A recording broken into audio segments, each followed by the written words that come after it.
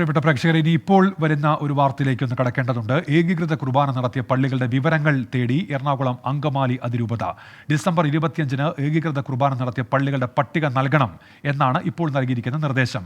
ഫെറോന വികാരിമാർക്കാണ് ഈ നിർദ്ദേശം നൽകിയിരിക്കുന്നത്.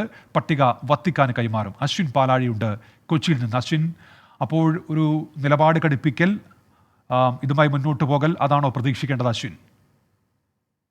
ഉന്മേഷ്, ഡിസംബർ 25 മുതൽ എല്ലാ പള്ളികളിലും, എറണാകുളം അങ്കമാലി അതിരൂപതയ്ക്ക് കീഴിലുള്ള മുഴുവൻ പള്ളികളിലും ഏകീകൃത കുർബാന നടപ്പാക്കി തുടങ്ങണമെന്നുള്ളതായിരുന്നു മാർപ്പാപ്പയുടെ നിർദ്ദേശം. വത്തിക്കാൻ പ്രതിനിധി അടക്കം ഇക്കാര്യങ്ങൾ ചർച്ച ചെയ്ത് വ്യക്തമാക്കിയതുമാണ്. അന്നൊരു ധാരണയിലേക്ക് എറണാകുളം അങ്കമാലി അതിരൂപതയും വത്തിക്കാൻ പ്രതിനിധിയും എത്തിയിരുന്നു. അത് ഡിസംബർ 25-ന്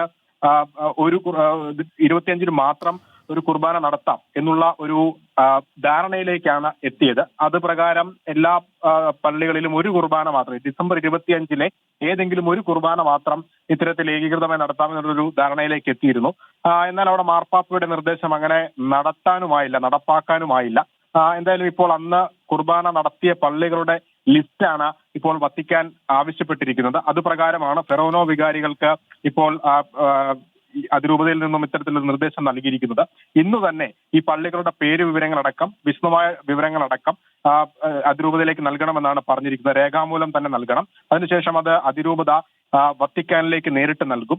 അതിനുശേഷം വത്തിക്കാൻ എന്ത് നിലപാടെടുക്കും എന്നുള്ളതാണ് ഇനി ഏറ്റവും പ്രധാനമായി കാണേണ്ടത്. മാർപ്പാപ്പയുടെ നിർദ്ദേശം അംഗീകരിക്കാത്ത സാഹചര്യത്തിൽ ഏത് തരത്തിലായിരിക്കും ഇനി മുന്നോട്ടുള്ള ഇടപെടലുകൾ വത്തിക്കാന്റെ ഭാഗത്തുനിന്ന് ഉണ്ടാവുന്നത് എന്നുള്ളതാണ് ഏറ്റവും നിർണായകം. എന്തായാലും ഇന്നും കുർബാനയുമായി ബന്ധപ്പെട്ട സംഘർഷങ്ങൾ കൊച്ചിയിൽ തുടർന്നിരുന്നു. തർക്കം തീരുന്നില്ല. അശ്വിൻ പാലാഴിയാണ് വിവരങ്ങൾ നൽകിയത്. എന്ത് നടപടി ഇനി ഇക്കാര്യത്തിൽ വത്തിക്കാൻ എടുക്കുമെന്നുള്ളത് എറണാകുളം അങ്കമാലി അതിരൂപതയെ സംബന്ധിച്ചിടത്തോളം വളരെ പ്രധാനപ്പെട്ടതാണ്.